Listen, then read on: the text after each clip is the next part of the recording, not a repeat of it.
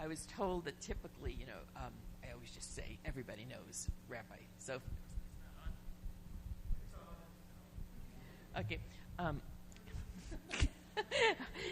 That everybody knows Rabbi Sofian. And then it was pointed out to me that we have a lot of young, new members in our congregation who don't. So I should come prepared to actually introduce him. But I'm looking around and I don't see any of the young, new members, so I believe everybody knows Rabbi Sofian and knows that he has been a great teacher. And I'm just going to turn it over to him.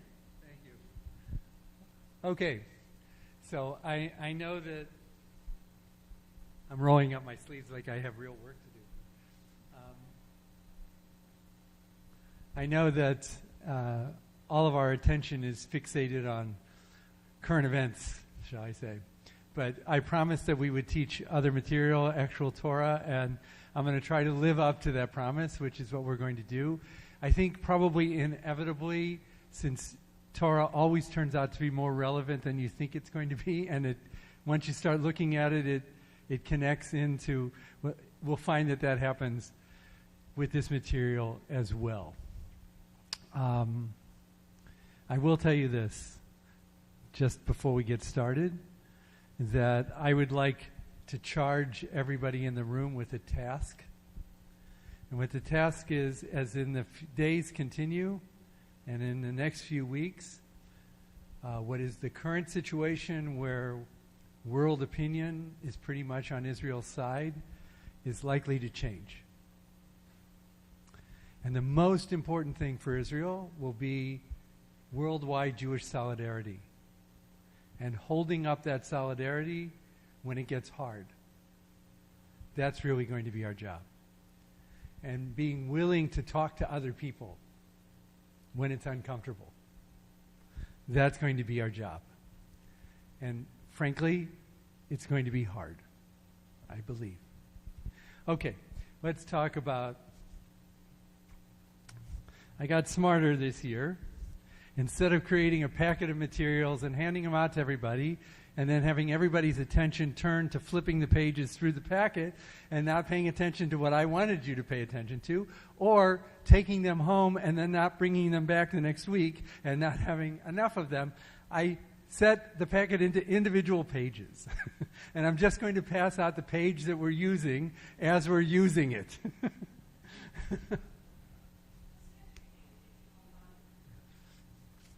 Who are you calling a dog? Okay. Lonnie, would you help me pass some of them out on this side?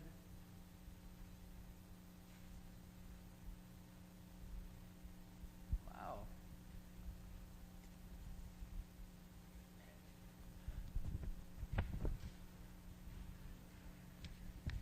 We'll be doing this regularly, passing them out as we get through each page.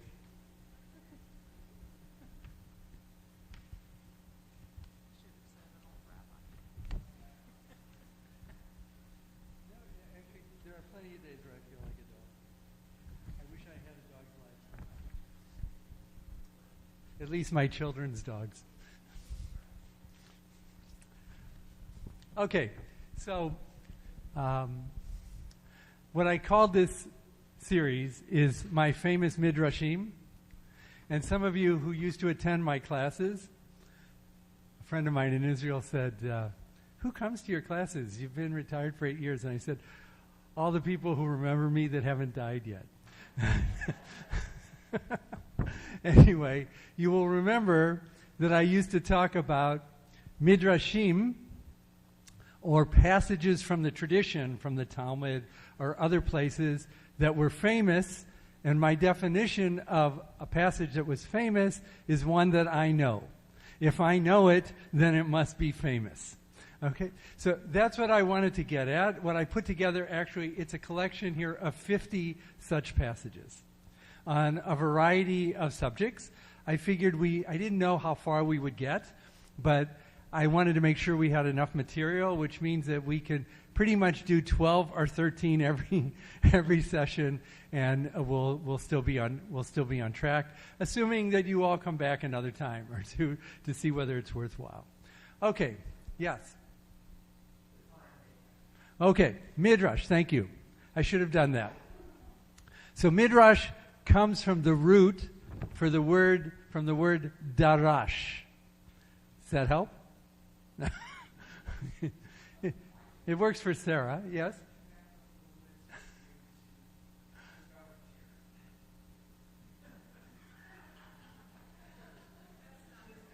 Yeah.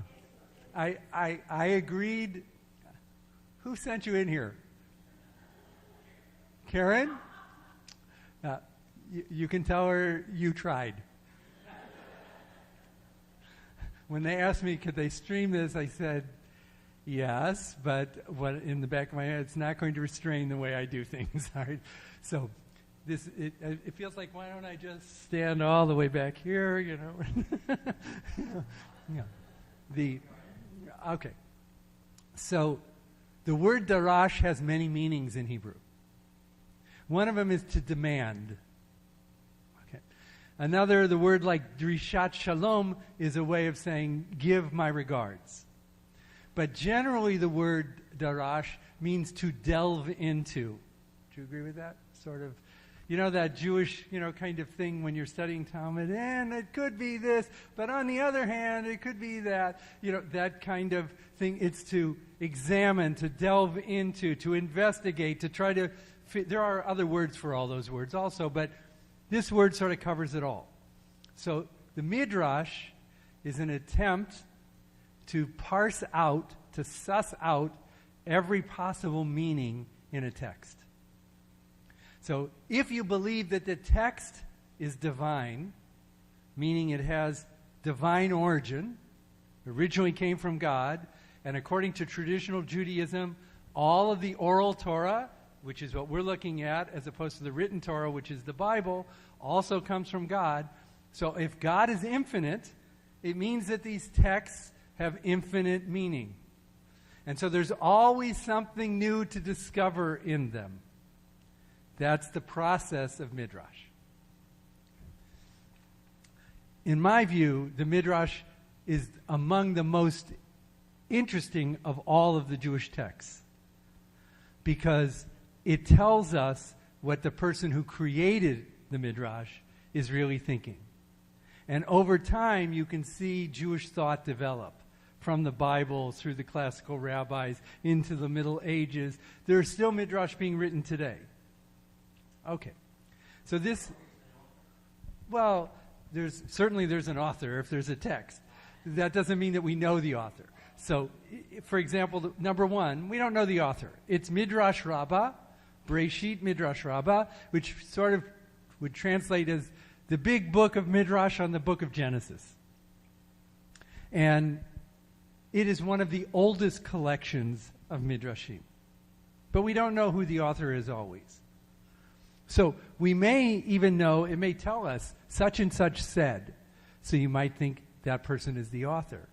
But you can't know that for sure because some later editor may have strung things together in a certain way, and it creates the impression that this rabbi was the author, but that doesn't mean the rabbi really was the author. The same thing is true just because something is in a newer collection of Midrash doesn't mean it's younger than something that's in an older collection of Midrash. Right? It just may not have been collected until later. So dating, that's a whole science in and of itself. Scholars write doctoral dissertations on whether this passage should be dated to the 3rd century of the Common Era or the 2nd century before the Common, all the kind of stuff that, frankly, I couldn't give a fig about. Since we're in a sanctuary here, I'll be careful. But it's interesting to scholars because they're trying to reconstruct what actually happened. What is more interesting to me is what the text actually says and what we might learn from it, or what it might induce us to think, how it might direct us. Okay?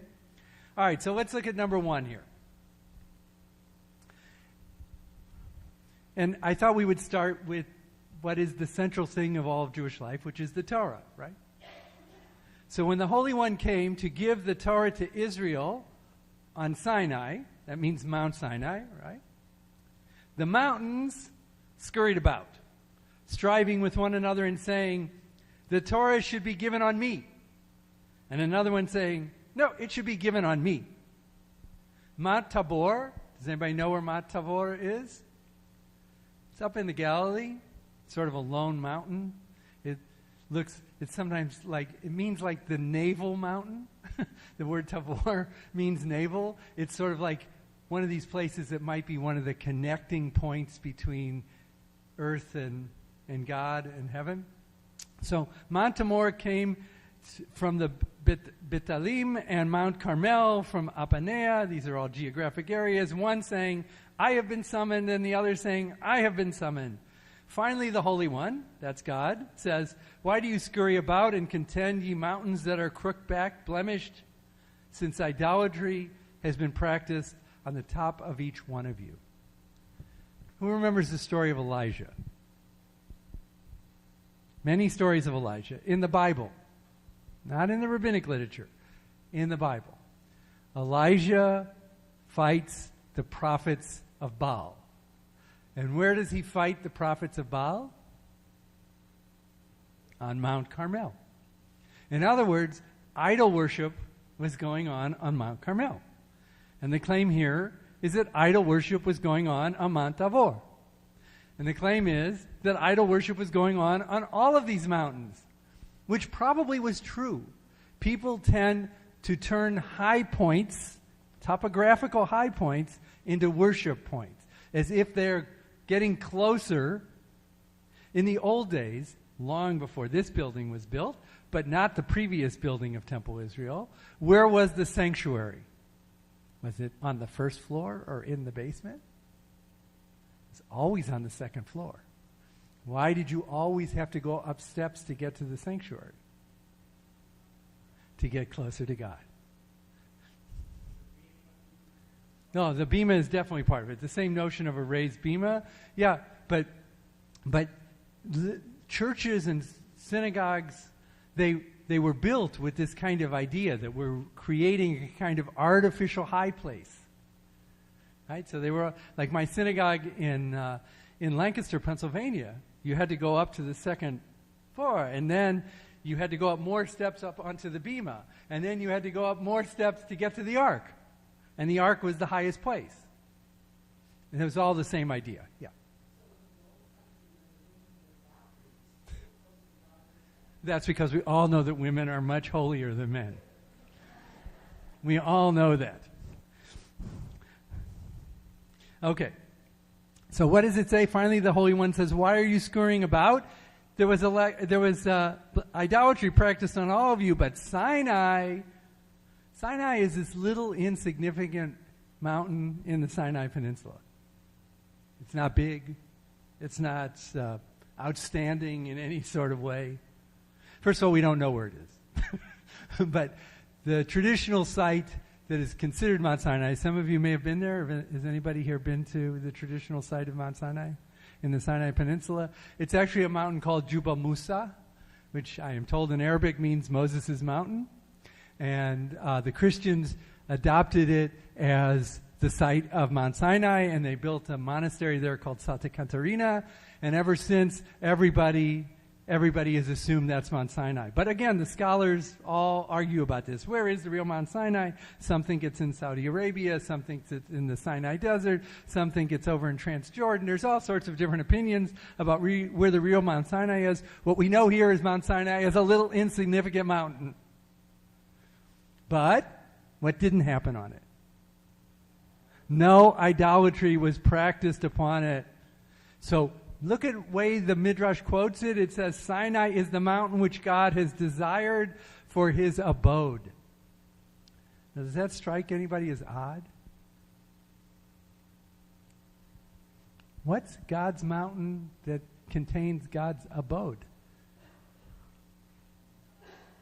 I can't hear you, friend. Well, okay. But if God's going to live on a mountain, it's not going to be Walton's mountain. What mountain was it? No, it's the Temple Mount. The Temple Mount in Jerusalem, right? Don't we? And we generally think that's called Mount Zion, Har Zion, right? And so, isn't it odd to say that Sinai is the mountain of God's abode? Well, we may get to later on and try to answer that question, but yes. No, the burning bush, I've seen it. Because it's at Mount Sinai, at Santa Catarina. There was literally a bush growing up, like out of, and there was a sign over it that said, the burning bush.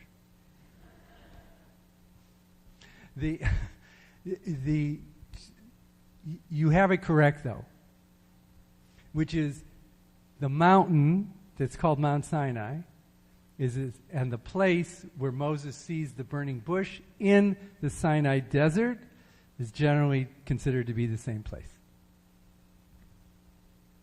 Yes.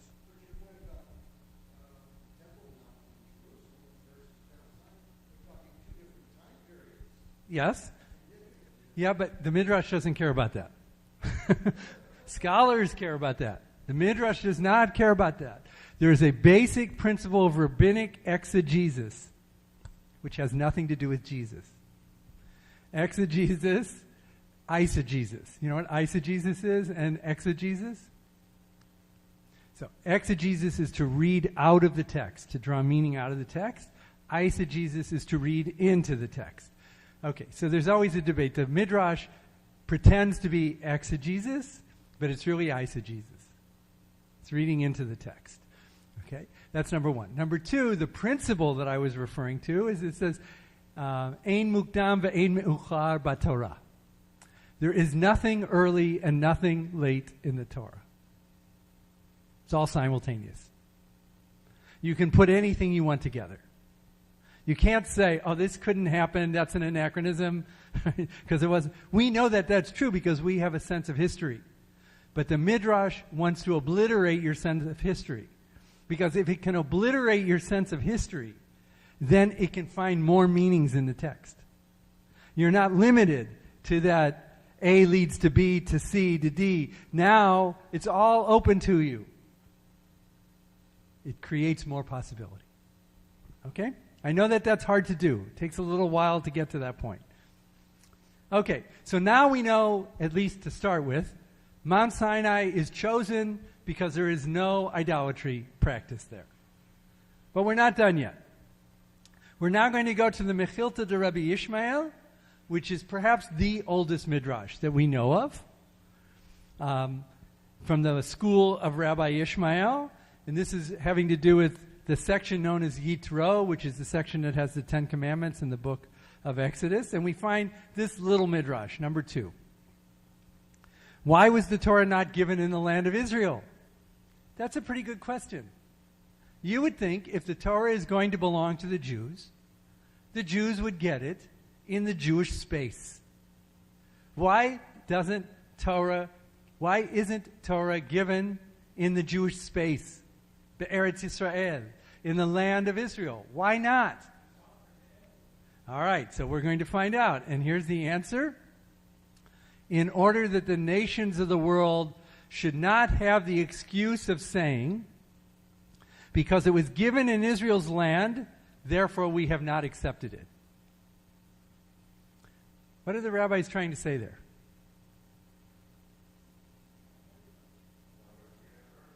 That the Torah is universal. Everyone could accept it. How do we know that everyone could accept it and that it's not exclusively for Jews? How do we know that? Which is where?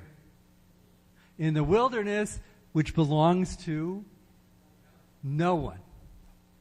The wilderness belongs to no one. So everyone can access Torah. Now, this is a very interesting midrash, if you want to look at it through contemporary eyes for a minute. On the one hand, what makes us Jews? Torah. Pretty much, if you wanted to say what makes Christians Christians, and you had to answer in one word, the one word would be Jesus. If you ask what makes Jews Jews, and you had to answer in one word, the one word would be Torah. Now, I'm going to grossly oversimplify here, but pretty much wherever Christians use the word Jesus, you can substitute the word Torah, and now it's Jewish.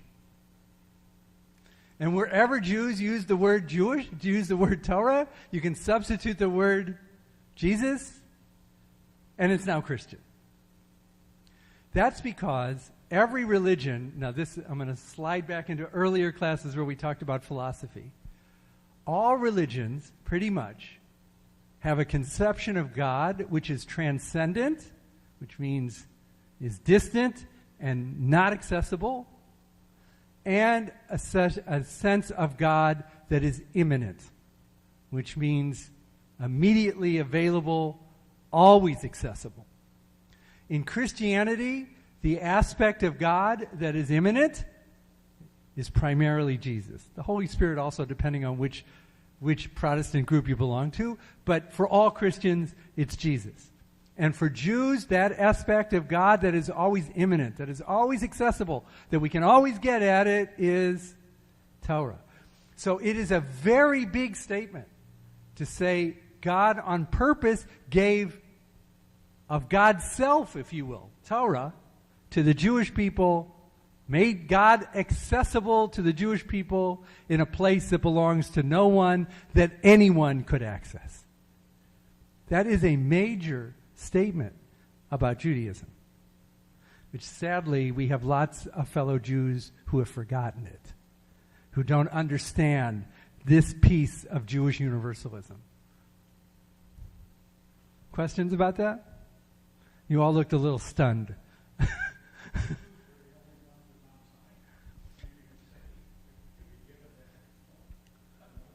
That's pretty. We're going to find out why that was the case in a minute.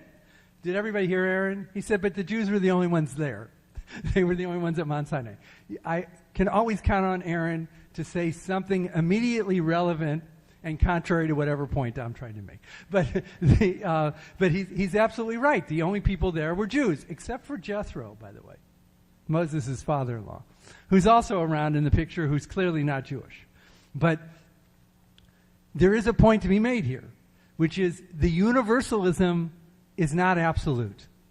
This is going to be very important in the next few weeks, based upon what I was saying at the beginning, in terms of our solidarity as a unique group called the Jewish people. Jewish universalism is not the whole story. There is also Jewish particularity. We're going to see that in a second. Anybody else who wants to add something to this idea?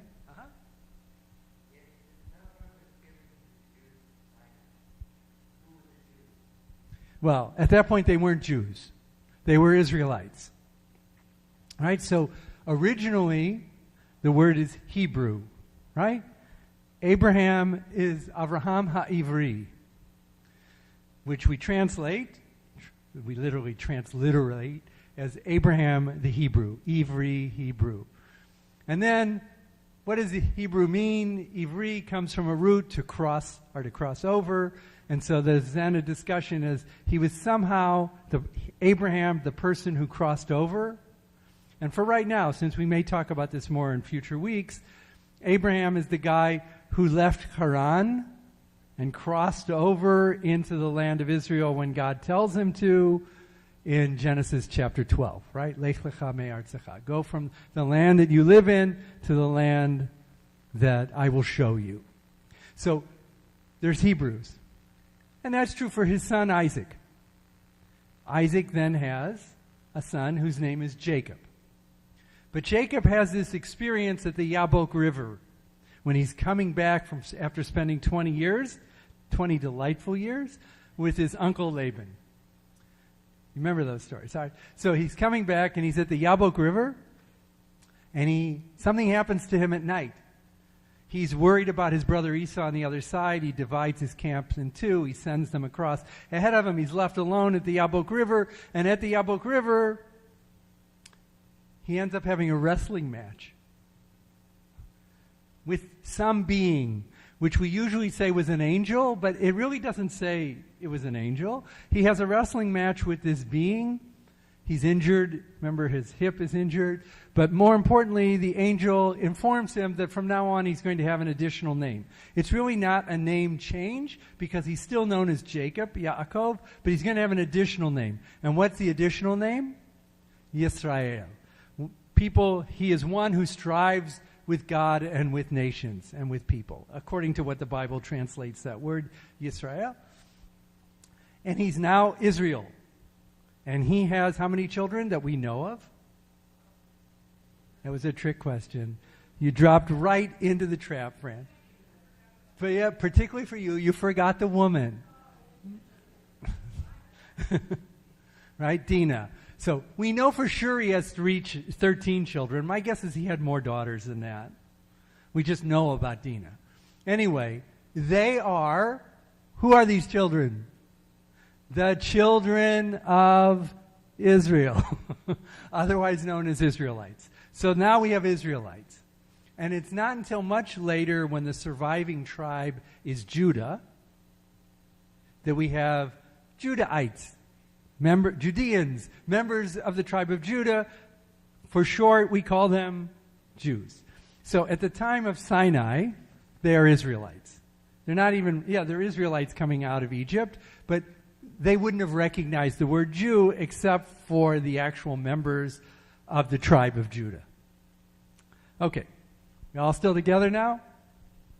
All right, let's look at number 3.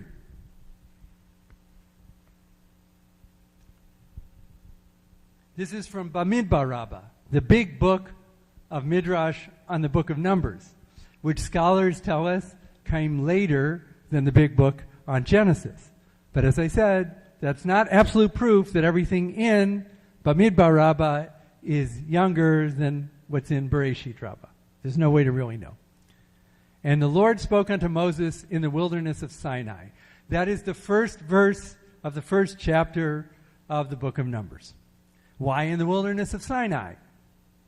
Our sages have inferred from this that the Torah was given to the accompaniment of 3 things. Now this is going to get a little technical, and I don't think we need to spend a lot of time on it, but let me just read through it and we'll get to the part that's in bold, which is why I included it. 3 things: fire, water, and wilderness. Fire, whence is it derived? From the text, now Mount Sinai was altogether on smoke, because the Lord descended upon it in fire. And water, where is it derived? For it is said, the heavens also dropped, yea, the clouds dropped water. And wilderness, whence is it derived? From the text, and the Lord spoke unto Moses in the wilderness of Sinai. Okay, so now they've proved with biblical texts what they said, but here's their point. Why was the giving of the Torah marked by these 3 features? To indicate that as these are free to all humankind, so also are the words of the Torah free. As it is said, Ho, everyone that thirsts, come ye for water. And what is water? Torah. Okay, so what is the point of this midrash again? Who is Torah for? Anyone who thirsts for it. You have to want it. But anyone who thirsts for it, Torah is available. Torah is available. Okay. Questions about that? Are we ready for 4? And then actually,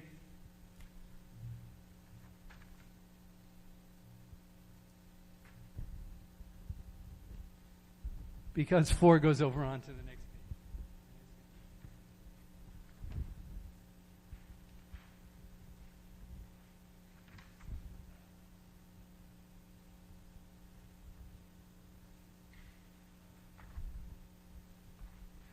Because we're going to need page 2.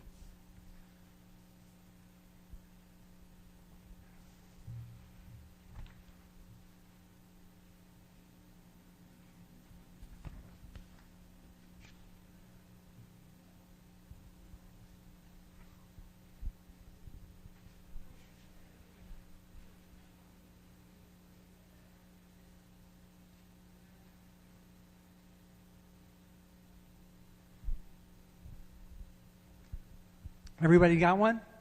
See what happens? Everybody's reading the whole page. Who's missing one?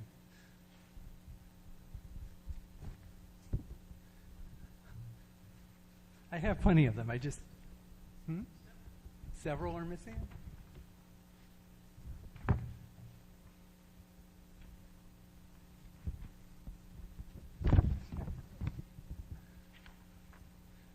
Whoever doesn't have them.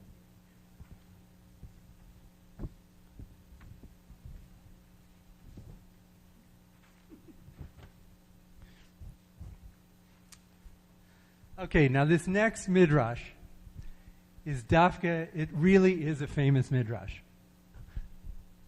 It's possible that you even learned this midrash in religious school. It's possible that you learned this midrash when you were so young, you thought this midrash was actually in the Torah.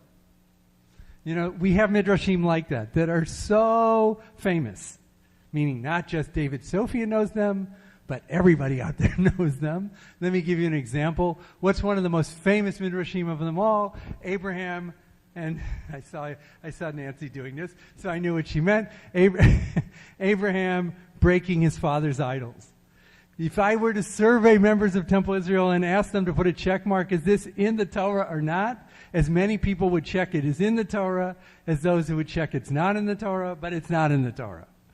Another example of a famous midrash like that is the one about Moses, baby Moses, and the hot coals and the diamonds. Right? You know that one with Pharaoh, that Pharaoh had been told that he was going to be overthrown by somebody within his court, and he's afraid that it's Moses, some of his advisors want him to kill baby Moses, and others say, no, we should find out whether he really is a danger, and they put shiny, bright, hot coals and shiny stones in front of him, and the decision is if he goes for the bright stones, then he really is a danger, and they'll have to kill him. But if he goes for the hot coals, he's no danger at all. Shows you how dumb a midrash can be, but he'll be no danger at all. And of course, this also explains that Moses goes for the hot coals. Actually, he was going to go for the diamonds, but the story says that an angel moved his hand over to the hot coals. Of course, it has to make for a better story. And he burns his hand, and then he touches it to his mouth, and he burns his tongue, and that's why he was slow of speech. Right? And if I were to survey Temple Israelites again and ask them how many of you know this story, and if you know it, do you think it's in the Torah? Check yes. Or if you think it's not in the Torah, check no. As many would check yes as no. But guess what? It's not in the Torah. Okay, so this is another one of those. Probably equally famous, although maybe a little bit less, and so you may not have read it. But I think it's very, very important.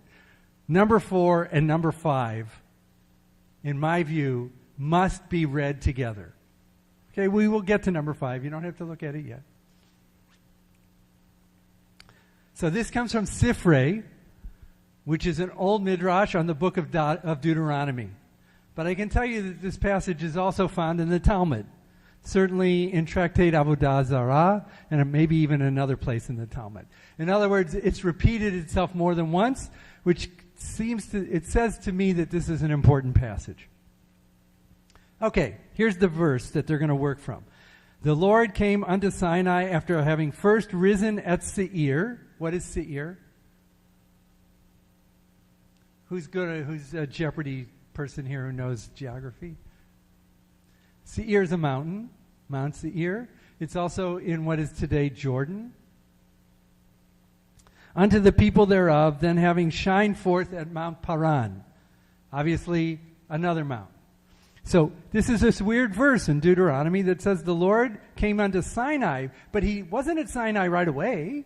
God first started out at a place called Seir, and then went to a place called Paran, and only then goes to Sinai.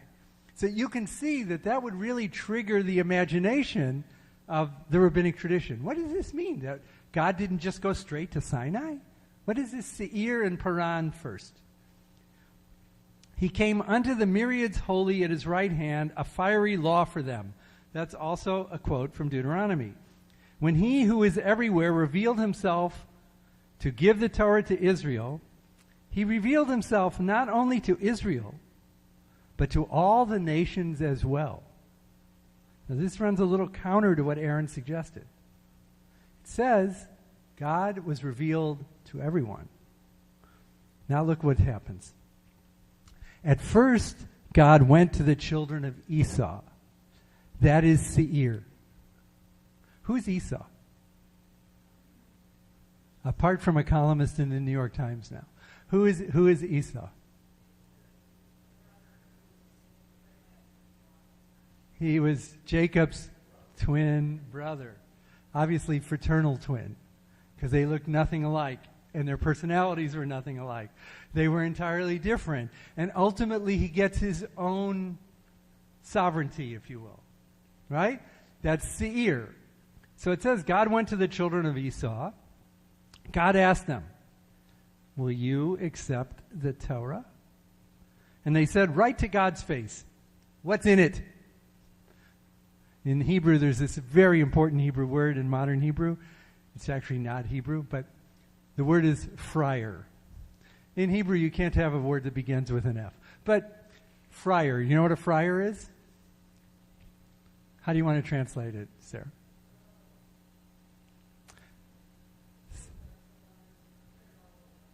A sucker. A sucker. It's as if the children of Esau said, what do you think, we're suckers? What's in it? We're not agreeing to anything until we know what's in it. Okay? What's written in it? And God said, thou shalt not murder. Lo tirtzach. Do you remember anything about Esau? Right. They replied, Master of the universe. This goes against our grain. Our father, who is our father? Esau, whose hands are the hands of Esau.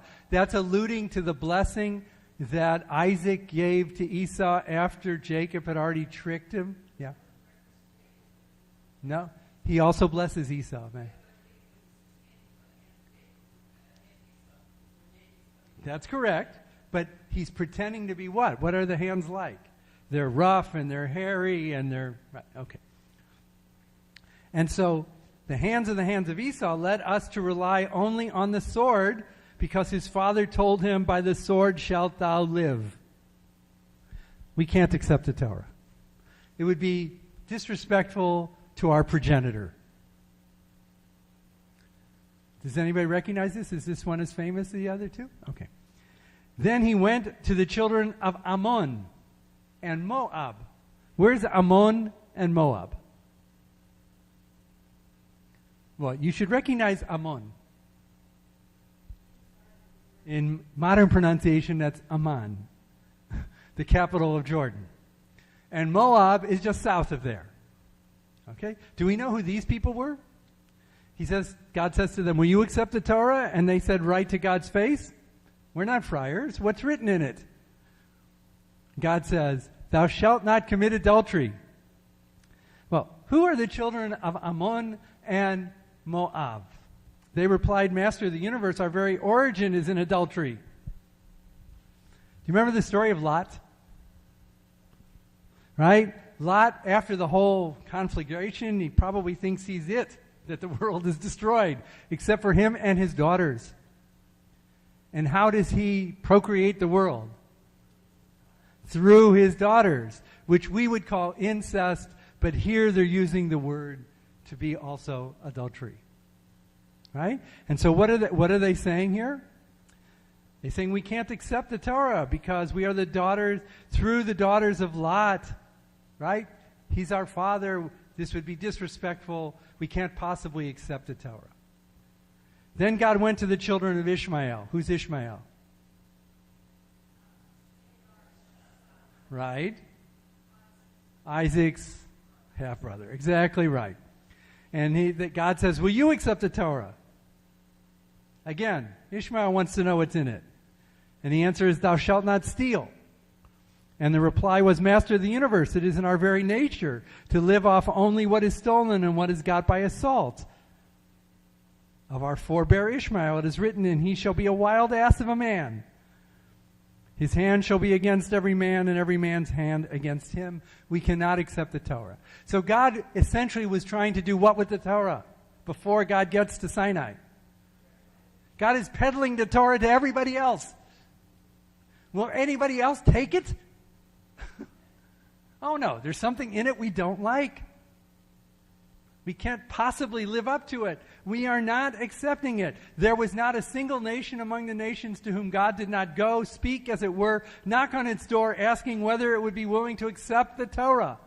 And at long last, you can sort of picture God at the end of the day, very tired and very frustrated, wanting to know why none of these people will accept God's Torah. And finally, God gets to little, insignificant Israel. At long last, God came to Israel. And what do they say? Do they say, we aren't friars? No, they say, we are friars. Naaseh v'nishma, literally. They say, we will do it and we will hearken it. We don't even care what's in it. You don't have to tell us. We're agreeing to it in advance. Exodus 24:7. Of God's successive attempts to give the Torah, it is written, the Lord came unto Sinai after first having risen at Seir unto the people thereof, and then having shined forth at Mount Paran. Finally, after all the myriads of the holy, his right hand, a fiery law for them, he comes to the Israelites. Okay, what do you think of this midrash, this famous midrash? See, Karen is in the back of the room making sure I stand back here.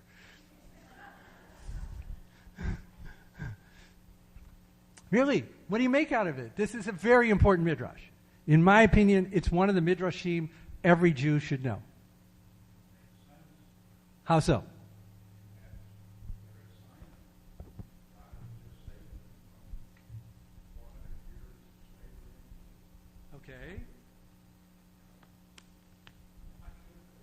Okay. Did everybody hear Aaron? Aaron said, look, they've been enslaved for 400 years. God redeemed them with a strong arm and an outstretched hand, right? So, of course, when God presents the question to them at Sinai, do you want this? They don't ask questions. They say, of course. You're giving it. We're taking it. Right. What else do you draw from it?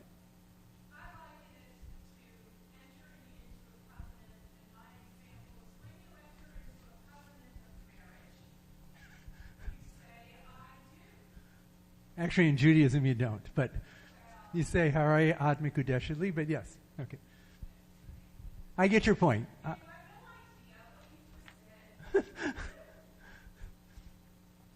In other words, there's a kind of faith associated to a covenant.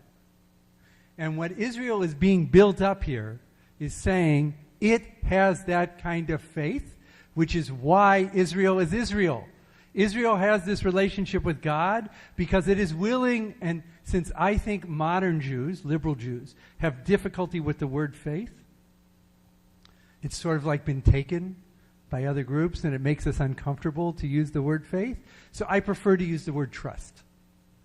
It's as if we are saying, because we trust God, we have a relationship with God, and it's built on trust, just like a marriage, so therefore, we don't have to know all the details of what's in the contract, of what's in the ketubah. We simply are agreeing, and that's what makes Israel special. Is that your point? Okay, great. Yes?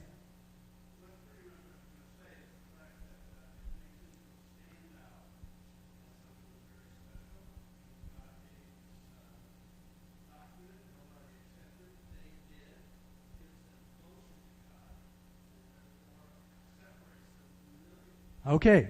Everybody agree with that? Nancy?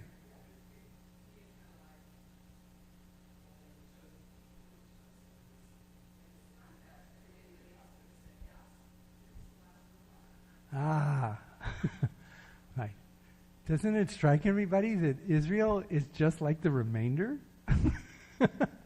Israel's not built, in one sense, Israel is made to feel and to see superior to everybody else. But in another sense, it's like, no, clearly you're inferior. You came last. You were not God's first choice. You were not God's second choice. You were not God's third choice. Who knows how many choices happen before God gets to you? What makes you special is not that God chose you. It's that you chose God. Isn't that an incredible midrash when you start to think about it this way? That the chosen people does not mean just past participle chosen. It means present participle choosing. That's why I think this is so important for liberal Jews to know this midrash. This is about us choosing to accept a relationship based on trust with God. Yes.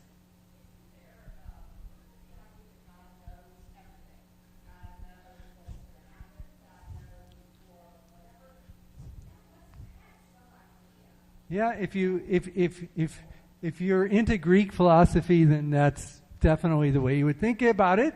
And what you just said would certainly be true, that of course God understands all this in advance, and it's all just playing out.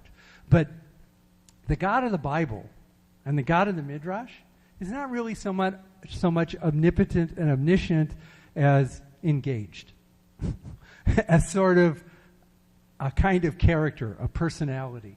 And I find that God to be much, much more interesting, personally. Okay, 1, 2.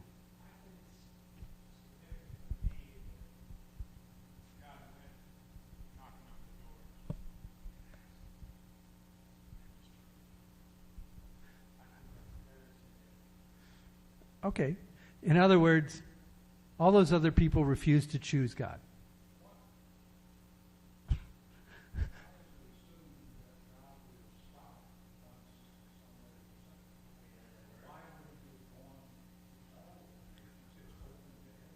Right?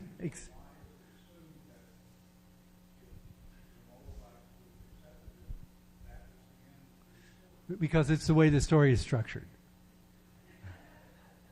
I mean, you get to write your own midrash, Aaron, if you want to write it, okay? But the way this story is structured, all of us had the same impression, right? If anybody had said yes, that's the end of the story, and they all say no, no, no until they get to Israel. Israel says yes, that's the end of the story.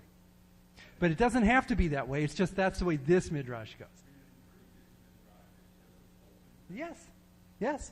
That's why I want you to see this variety of ideas. That's why we're looking at it. I got to call on somebody I promised first.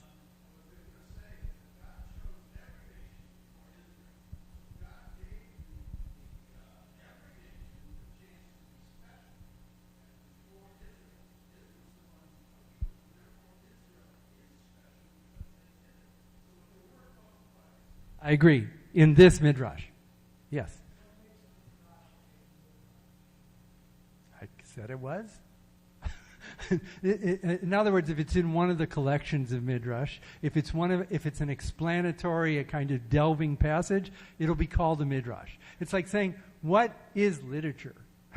What makes a novel a novel? You know, and you can have all the scholars debate this, whether this is a novel or that's a novel. What's the essential? You can do the same thing with midrash, but essentially any kind of delving into passage that teaches. Format? No, there's not a special. There are different formats that all fall under midrash. Okay, do we all have this picture now? Okay, remember I said a minute ago that you can't read 4, in my opinion, without reading 5. 5 is very short, not nearly as famous, but in my opinion, it is at least as important. Look at 5. It comes from the Babylonian Talmud, Tractate Shabbat, the 88th page, the front side of the page. And there it says, and they stood under the mount. Now this is a quirk in Hebrew, right? They're talking about the Israelites. What it really means is they were at the foot of the mountain. All English translations would translate this is that they were at the base of the mountain, at the foot of the mountain. But I'm pretty sure I didn't look up the Hebrew, but I think the Hebrew word is tachat, which means that they literally were translated as under the mountain. Well, how could they have been under the mountain? Right? And so that intrigues the rabbis, and so they look into it. And Rabbi Avdimi Bar Chama said, the verse implies that the Holy One overturned the mountain upon them like an inverted cask and said to them, if you accept the Torah, it is well. If not, your grave will be right here. God picks up the mountain, turns it over. There's a big hole. The Israelites are in the hole. And God says, you want the Torah?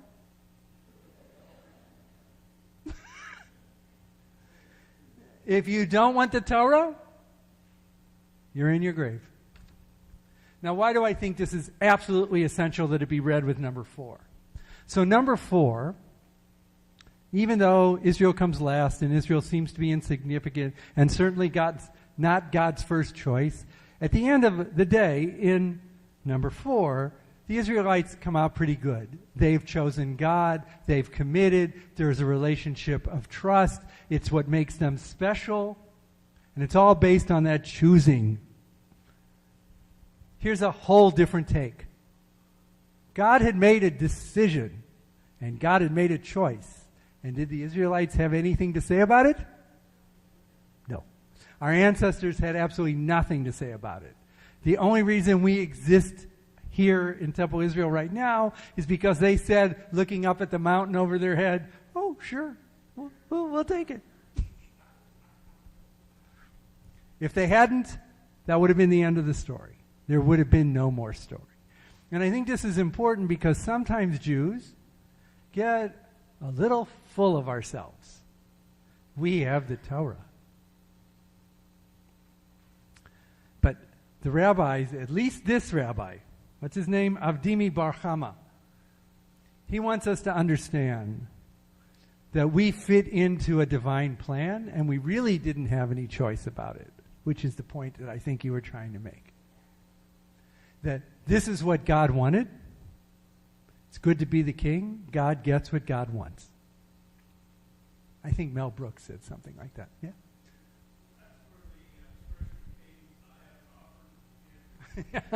Sort of. Yeah. I don't think Francis Ford Coppola understood this midrash before he did The Godfather, or what's his name, Mario Puzo. I don't think that he knew this midrash, but I think he would have loved it. He would have loved it. But I think they go together because on the one hand, we should be proud of our particularity, that we relate to the world in a universal fashion through the conduit of our own particularity, through our Jewish conduit. And we should be proud of that. But we should not be so proud of it that we lose sight and start to think that we are superior to everybody else. And I think that number 5 does a very good job of convincing us that we really are just like everybody else. We aren't superior. This was God's choice. We don't know why. And we have the Torah. Questions, comments about that? Nope. No? Okay. So let's look at 6. I like this one too, but this one's not as famous as the other 2. This is again from the Mechilta. This is this very early midrash from the school of Rabbi Ishmael, where they went through line by line of the text and commented on it. This particular part of it that I'm quoting, one of the things that the rabbis did is they would say in a midrash, one of the forms of midrash, is this verse means X. And then someone would say, Davar Acher. Oh, another thing. Maybe this thing, the verse means this. And somebody else would say, Davar Acher. Oh, maybe a different thing. Here's a third way of looking at it. So this is a Davar Acher. This is another reason. To avoid, why was it at Mount Sinai in the Sinai Peninsula? To avoid causing dissension among the tribes. We're not talking about non-Jews now. We're not talking about the nations. We're talking about, there really aren't 12 tribes. How many tribes are there really? 13. We liked the number 12. The number 12 has a kind of balance to it. This is even true when I was a kid. There was a kind of bread that they made in St. Louis called Wonder Bread. Builds bodies in 12 ways. Do you remember that? I mean, red, yellow, and blue balloons printed on the wrapper. It's remarkable. What do you remember? You know, if only I could get rid of all this crap that's in my head, I might actually be able to put something new in there. But, but the point is 12 is just one of these numbers that we like. 3 is a number like that. 7 is the big number in Jewish tradition, is a number we like. Another example of this that became one of those numbers is 18.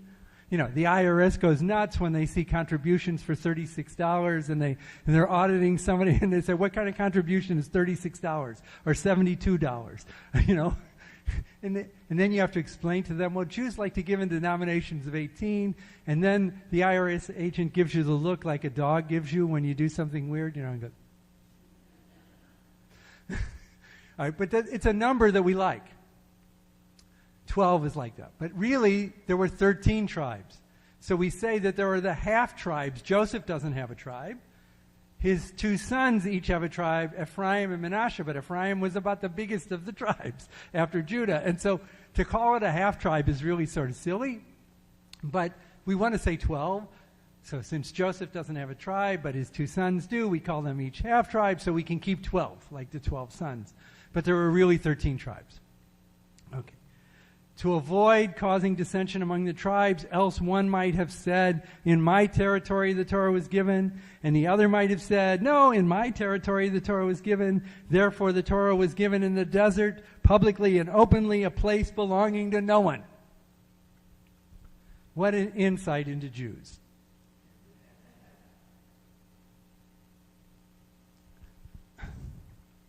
For 9 months, some of you, who is here Sunday morning?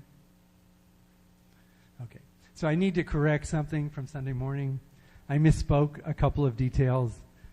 And since it was recorded and will now be on some YouTube channel for the rest of eternity, I want at least a chance to correct that. I said that Aryeh Deri, who is the head of the Shas party, had been convicted 3 times. That's not true. He's been convicted 2 times. I believe he's been indicted 3 times, but he's been convicted 2 times.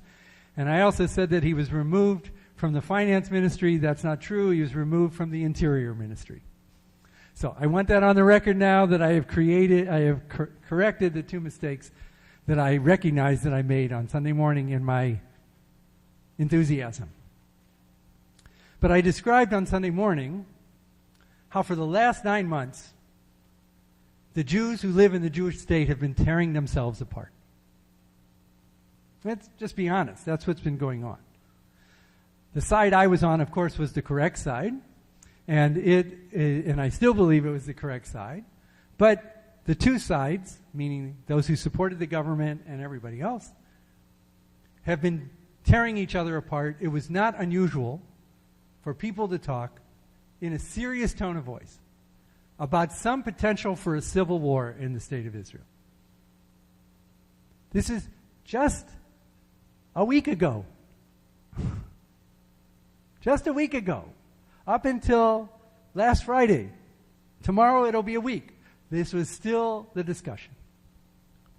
Then the horrendous events, which I won't be able to continue teaching if we go into it.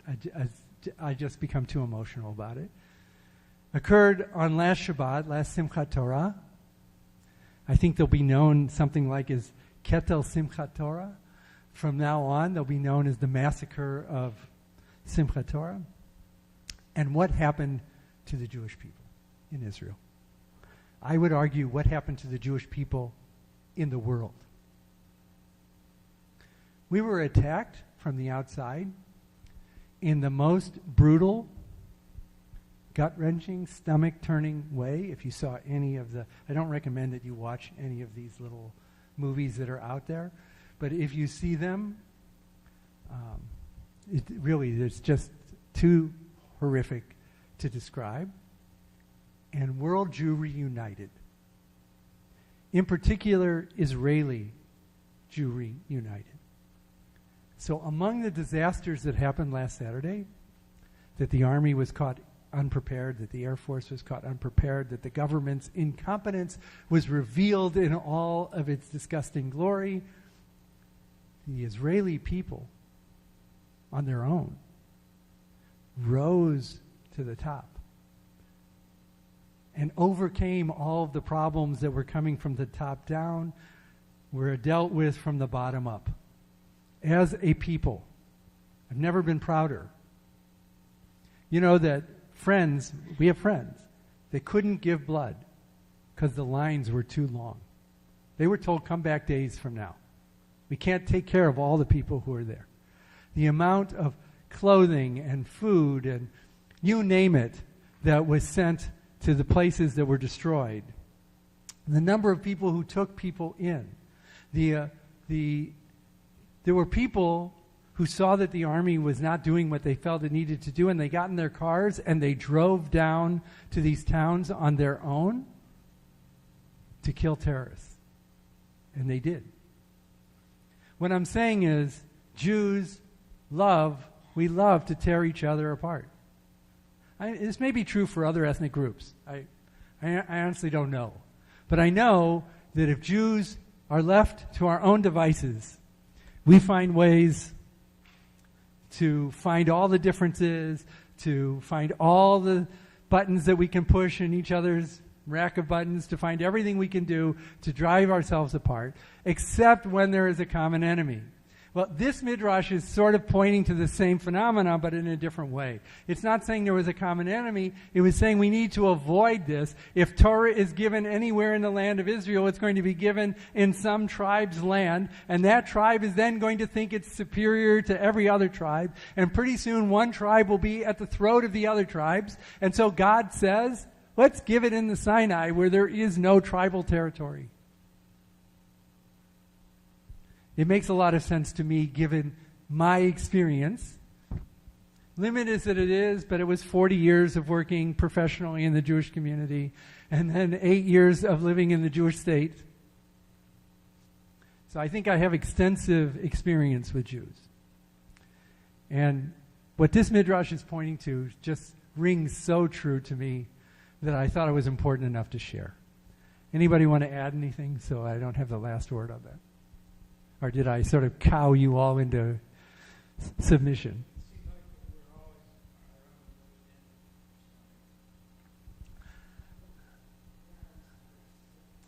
Well, no, just as a quick aside, and then I'll hand out page number 3. There was a miscalculation. I believe part of what happened is that Hamas thought Israel was weak because it was divided. Thought Israel was weak because they saw how incompetent the government was.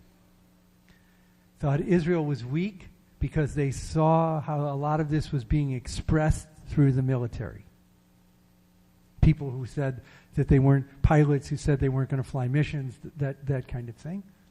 And so since I think Hamas doesn't do anything except at the behest of Iran, Iran gave them the go-ahead to do something that had literally been years in the making, planning. Israel had totally miscalculated who Hamas was. But Hamas miscalculated the Israeli character and Jewish character, not understanding that the one way to unite Jews is to attack.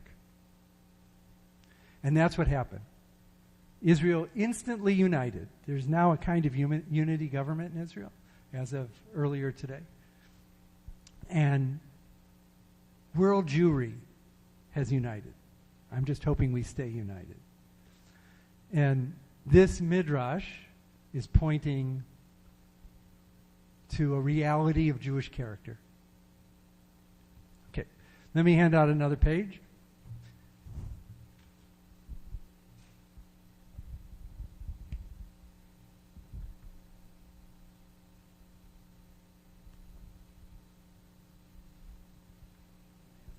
I'm going to give you all of them. So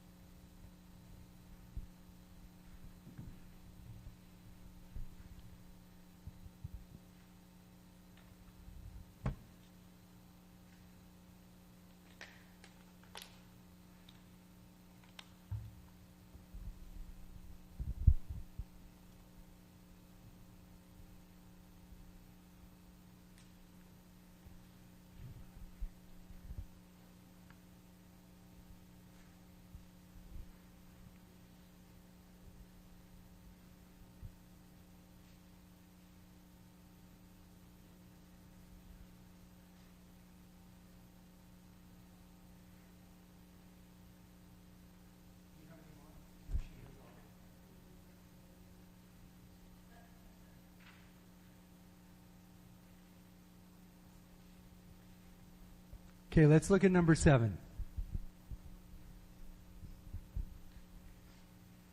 This is from Midrash Tanchuma, which is much later. The collection is much later. It also is based on the Torah portion of the week with Midrashim on each Torah portion. So this is from the Torah portion called Truma, which is when they collect the first fund drive of the Jewish people, where they collect up all the stuff they need to build the tabernacle. It must be the only time in Jewish history where the leaders had to say, okay, enough, you've given us enough, don't give us any more. I don't think that's ever happened since. So here's the quote. Let them make me a sanctuary that I may dwell among them. Right? This is a famous verse. Some synagogues actually have it written over their ark. When was this chapter concerning the tabernacle stated? See, there's a problem in the book. In this story is that they get the command to build a tabernacle. And then there's this little incident called the golden calf. And then they get the command again to build a tabernacle. And it's sort of weird. And it left the commentators with a problem. What happened in what order? Was there the golden calf and then the tabernacle? Were they supposed to build the tabernacle and then the golden calf? Why did they repeat, build the tabernacle again? It's just way, way too confusing. And this is going to be an attempt to solve that problem. When was this chapter concerning the tabernacle stated? And the answer is on the Day of Atonement itself. In other words, all this happened around Yom Kippur. The golden calf happened on Yom Kippur. And then once you think about that for a minute, that the Day of Atonement is the day when they committed the great sin. Sort of puts it in a whole different context, doesn't it? Because you will find that on the Day of Atonement their sin was expiated, and on the same day the Holy One said to them, let them make me a sanctuary that I may dwell among them. In other words, the golden calf happens at the time of Yom Kippur, and then Yom Kippur expiates the sin of the golden calf, so that all the nations should know that the deed of the golden calf has been expiated by them. It is therefore called the tabernacle of testimony, a testimony to all the inhabitants of the world that the Holy One dwells in your sanctuary. Said the Holy One, let the gold of the tabernacle come and atone for the gold wherewith the calf was made. Why was the tabernacle so filled with gold? If you read the descriptions of everything that they had to do, all the stuff they collected, the dyes and the yarns and the skins and the precious metals, and there's gold everywhere. Why gold? And what's the answer? Well, they did get the gold from Egypt. According to Exodus, they didn't steal it. It was given to them. I don't think that's the point here. I think what they're trying to say, regarding the letter, it is written, and all the people broke off the golden rings. On that account, they are atoned for through gold. And this is the offering which you shall make them, gold. Said the Holy One, for I will restore health unto thee, and I will heal thy wounds. In other words, why did they build the tabernacle with gold? It was the gold of the golden calf. To prove that they had been forgiven for the sin of the golden calf, they turned that gold into the gold of the tabernacle. There's nothing good or bad about gold. It's all how gold is used. So if you use gold to build a golden calf, you can't commit a greater sin. But if you use that gold to build the tabernacle, then you are getting close to God. The tabernacle, the design, the building, the materials, everything is stated from God with great precision. Right? So if the gold can be used in the tabernacle, God is correct in that. Correct. No, that's the point. God is saying to them, use the gold from the calf to build the tabernacle, which will show the nations that I have forgiven you. And so, again, we're talking about the area of Mount Sinai, this whole thing of what happened in the wilderness, of what is the tabernacle? Think about this for a second. What is it? All right, so you know it's described. And by the way, the description of it is not all that clear. It's in excruciating detail, and I defy you to draw me a picture of it. Really, if you look at it, it's like, sometimes it's called the tent of meeting, and then it's called the Mishkan, the tabernacle, and is the tent of meeting the outside part, and then the inside part is the Mishkan, and then within the inside part, there's a kind of Holy of Holies where the ark is, and how the ark is described, and all the rest of that, and there's these fringes, and it's gold, silver, purple, blue, and techela, all these different yarns, and ram skins dyed red, and blah, blah, blah, blah, all these details. But what is it really? Why do they do it? We get so wrapped up in the details. Sometimes I think we forget to ask, what are they doing? What is this for? Who thinks they know what it's for? Don't be shy. There's no wrong answers until I tell you it's wrong. But really, there's no wrong answers. So just tell me what you think. Why did God want them to build a tabernacle?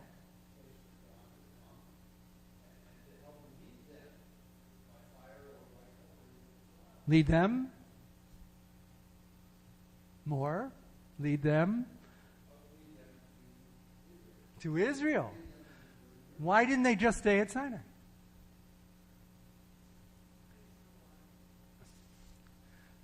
Given everything that's happening here, with God on their side, a little thing like water is going to be an issue? Really?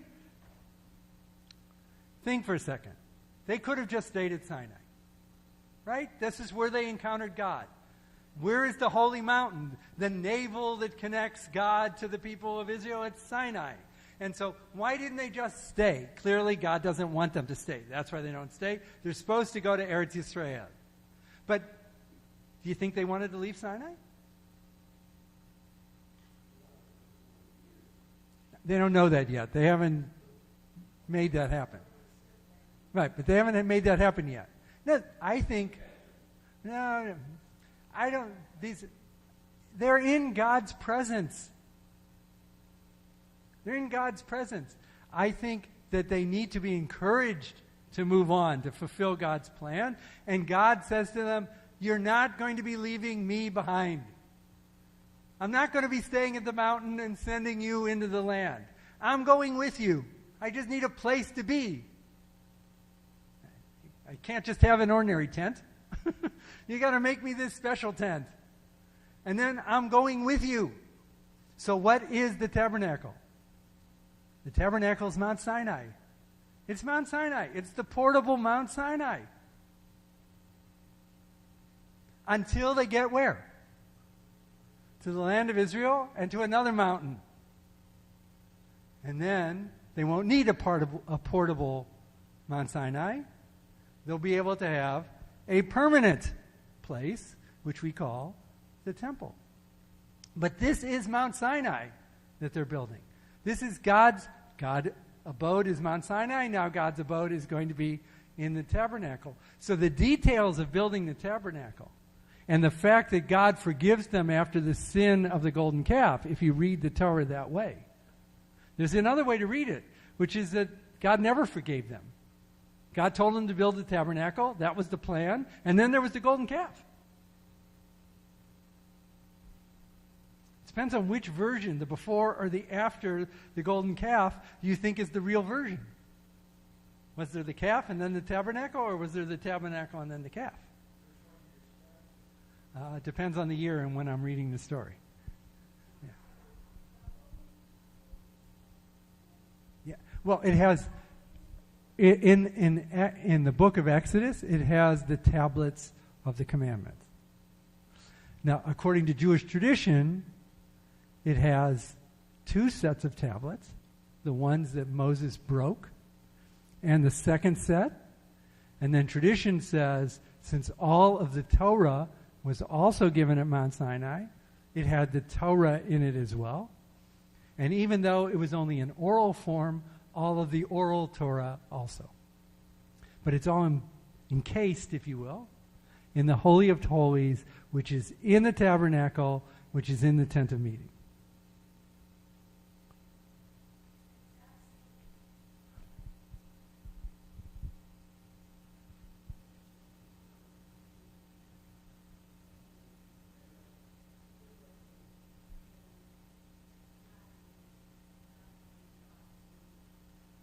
Everywhere. All right, so that's a theological kind of question. I don't think it's either or. Right? What all of us say that our sanctuaries are God's house. Right? All the churches, all the mosques, everybody says the same thing. Most people with a certain degree of what I would call sophistication don't think that God is literally in there. Right? It's kind of a metaphoric use. I'm not sure on the biblical level that they thought of this as a metaphor. I think they may well have thought of it in a much more literal way. But it's not even just the tent of meeting and the tabernacle and the Holy of Holies. God specifically dwells above the ark. Right? The way the ark was made is kind of like a chair, like a throne. Okay. Other questions? Yeah, Richard. Don't let that stop you.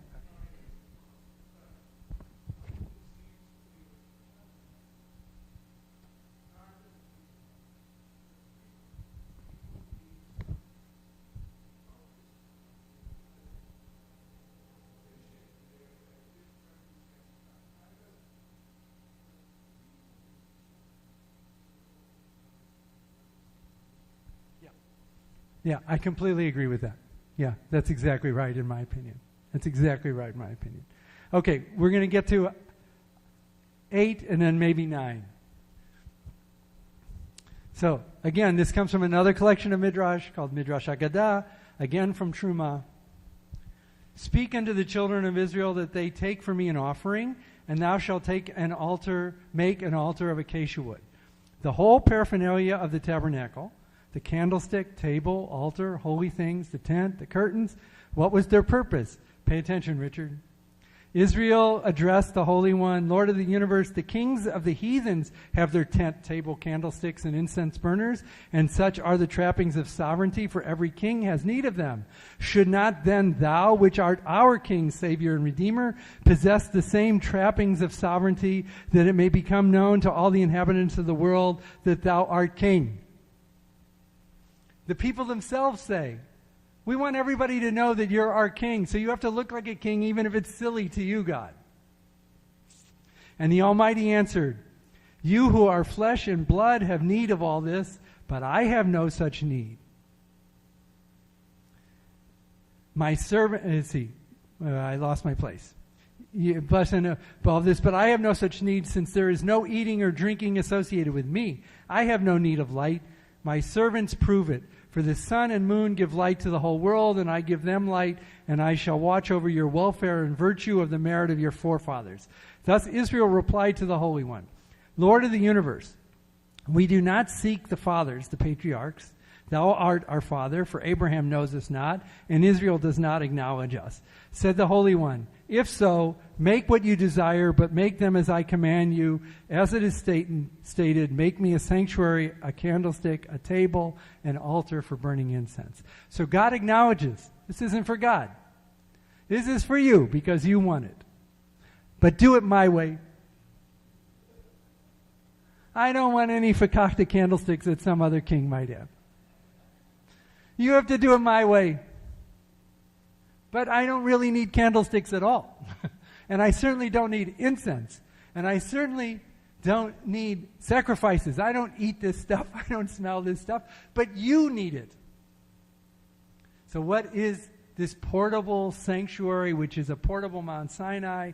It is all there for the people so that they feel that God's presence is with them.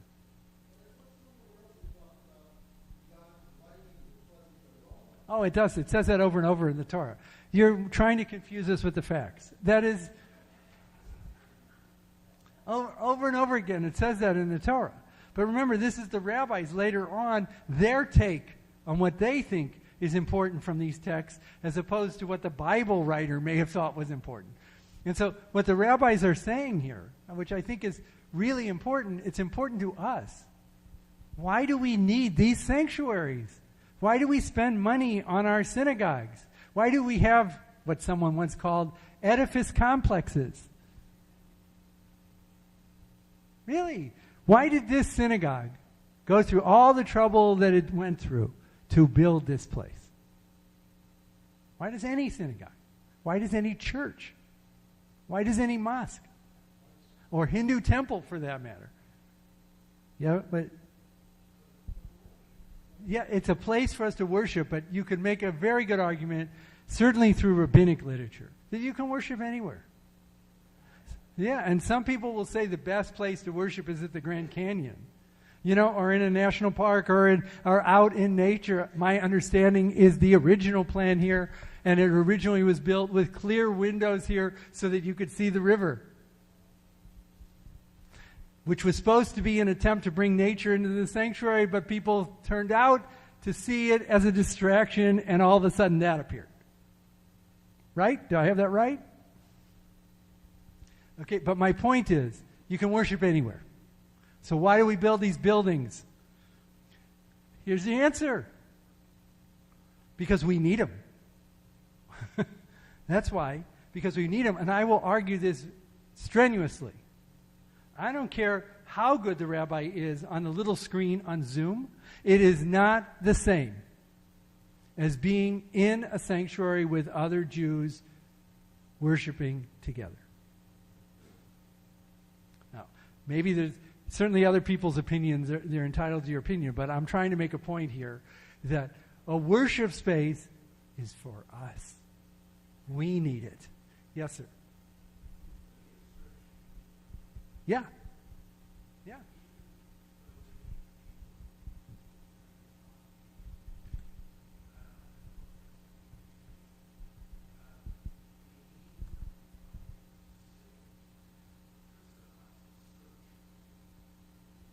Yeah.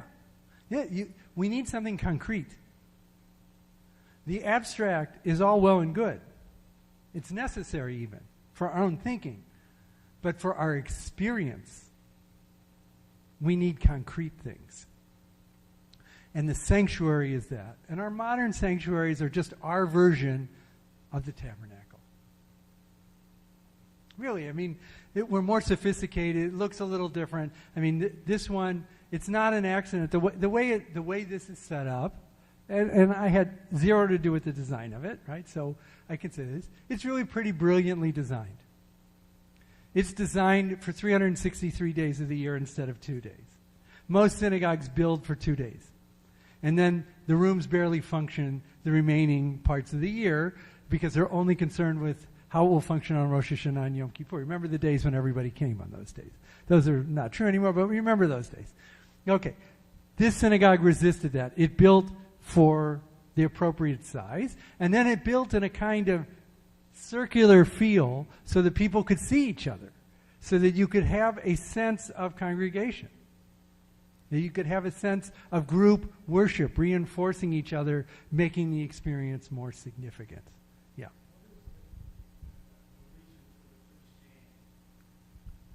The building, so this building was designed as if the sanctuary is a freestanding building. Right? If you look on the outside, you will see that the walls are outer walls even though they're inside.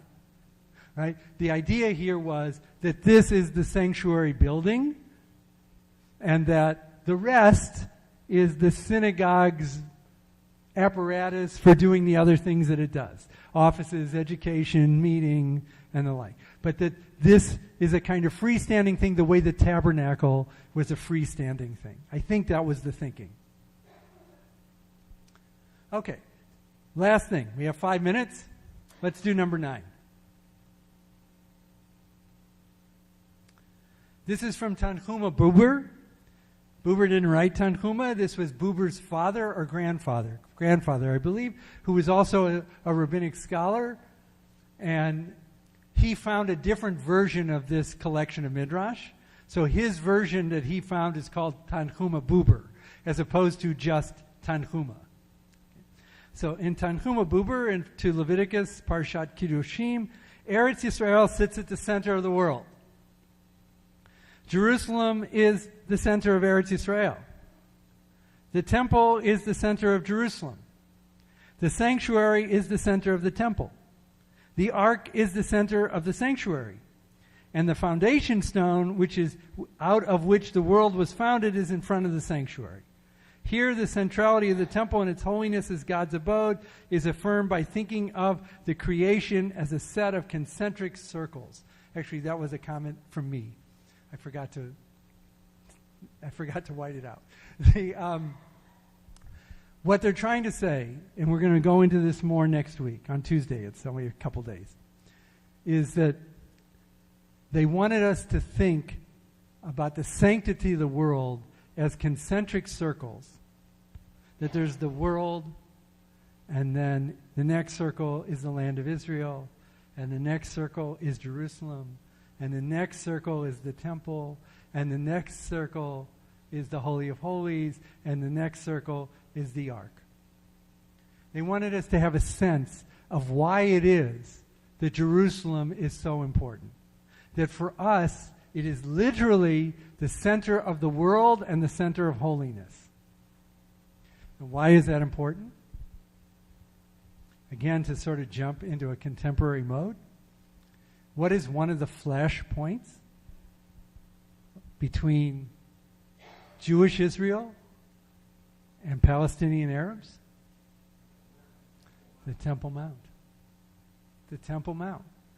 Their perspective is quite similar. They aren't going to say that the holiest place is Al-Aqsa, because the holiest place is Mecca and Medina. But the third holiest place is Al-Aqsa, the farthermost sanctuary. And so from their perspective, as Muslims, the Temple Mount is it. It's the center of the universe in a way. And from the Jewish perspective, explicitly in this Midrash, the Temple Mount is the center of the universe. And so, sadly, we can't seem to make an accommodation with each other over this. I don't understand why we can't. I mean, it seems to me easy enough to do. But it's essentially like siblings saying, this is mine, and the other sibling saying, no, it's mine. And rather than sharing it, they tear it apart. And so it's a sad kind of thing, but if you want to understand a big piece of the emotional, not the intellectual, the emotional dispute that is going on in Jerusalem, it's about whose Temple Mount is it. That's why Jews call it Har Habayit, the Temple Mount, and Muslims call it the farthermost sanctuary with Al-Aqsa on the mount, because those words are telling you how they are emotionally relating to the place. Questions, comments? It's 7 o'clock. So I will thank you all. Can I ask you to bring back page 3, or do you want me to keep page 3 for you for next week? Mm-hmm. Okay.